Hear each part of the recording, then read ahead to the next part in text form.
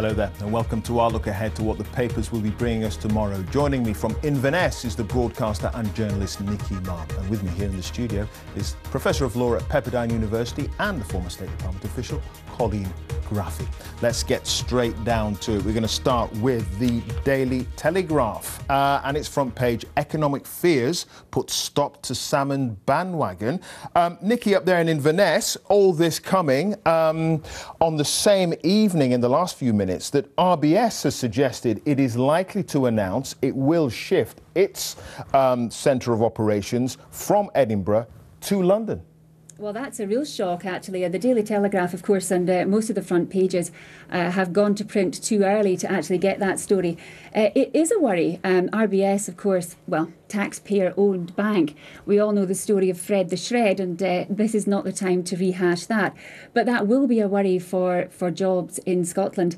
Of course, the story is that this new poll shows 53% for no and 47% for yes. But of course, still 10 undecided there, 10% of Scots still undecided. And I think that's actually the key to where this referendum is going to be decided. Indeed, and that 10% still undecided, do you think the emotional sort of push made by Messrs Cameron, Clegg and Miliband today will have any effect on them? Well, funnily enough, I was actually at a business lunch today, and despite, no matter which side of the political referendum people were sitting on, whether it was yes, no or still on the fence, there was a bit of ridicule from all sides about the fact that these three leaders have suddenly realised there's something happening in Scotland, panicked, got the salt irons up and rushed to Scotland to make this big emotional plea. It has been seen as a bit of a last gasp attempt, a little bit condescending, a little bit patronising, as if, oh, you know, the Scots will never bother to vote for independence. And actually, quite a few are thinking that they just might. It is a heart and head matter, and I think that's why so many of us remain undecided. I count myself amongst the undecided there.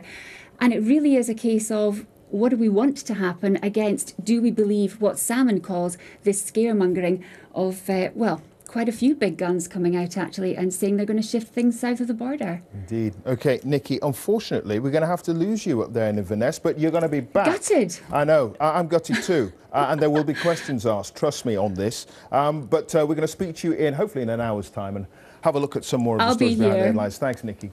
Thank you. All right, Colleen, you're flying solo, girl. Yes, well, You're and not solo. enough time to tell Nicky, vote no.